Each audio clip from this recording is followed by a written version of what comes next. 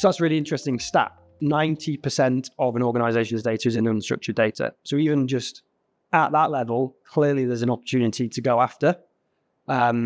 There's something big enough that people should be paying attention to, but how do we do that? What is the technology that helps us do that?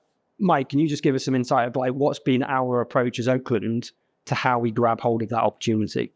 Sure thing. So from a technical perspective, let's just take a step back and talk about large language models for a second, because they do text generation, but they also are effectively reasoning engines, which allows them to create and, if given sufficient tooling, execute plans. Okay. And if we think about the unstructured data that people have, so that 90%, and I imagine that people watching this video will be trying to imagine the 90% of unstructured data that their business has in their head and trying to work out why it's so large, because businesses don't in general store vast quantities of text just on its own. Yeah. But what is a much more familiar situation to our customers and what we hear in the market is that businesses are made of lots and lots of different components that all have, say, for example, similar spreadsheets that execute similar processes, but these spreadsheets were written in this department, these ones were written a long time ago in this one, and they're still used, and they do similar things, but they don't match. Yep. And they don't match in a programmatic way that a data scientist could come along and do some column matchings, anything like that. Yeah. But if a human sat down and worked it out, they could match those things together. Yeah. However, that would take an enormous quantity of time for them to do that, and is a very expensive way of solving that problem. What we have with large language models is a reasoning and understanding engine that allows for processes like that example to be executed at scale by a computer at the wish of the customer or whoever's commissioned the project.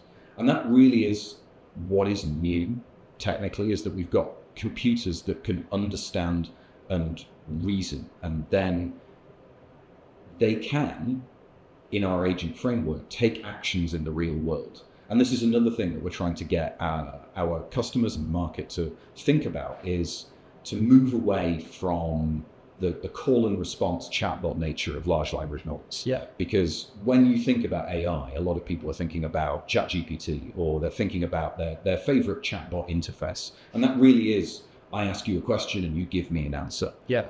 But really what we need the market to be doing is to be thinking about where these large language model reasoning agents can sit inside their process, because the input doesn't have to be a question. As Joe alluded to earlier, you don't, as an employee, sit around waiting for somebody to ask you a question.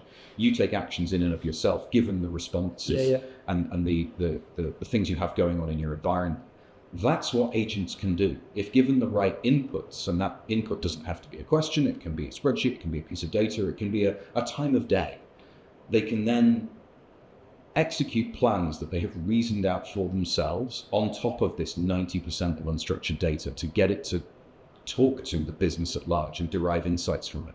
And then, given sufficient tooling, take actions in the real world like an employee would. And we've seen, haven't we, that through the conversation we're already having with clients and some of the projects we've spun up, it's quite easy to run out of questions if you only have a chatbot type interface. Like once I've asked it the half dozen questions about my sales data, it's sort of like, well, now what? Oh, absolutely, yeah. And one of the things that the agents can bring to the large language model party is an understanding of what is important. Unlike technology that has come before, you can ask value-driven questions to these agents because they have an understanding of the world around them if augmented with sufficient information. Yeah. So you are, in the old world of machine learning, you were effectively matching patterns. And you were saying, I wish to find every instance of this word in our documentation. Simple sort of find and replace type things. Whereas what large language models are allowing us to do, especially with the agent capability, is ask deeper, more interesting questions like, what has changed about my data in the last 24 hours that I should be paying attention to? Yes. Which are human-like behaviors that this technology is allowing computers to now do.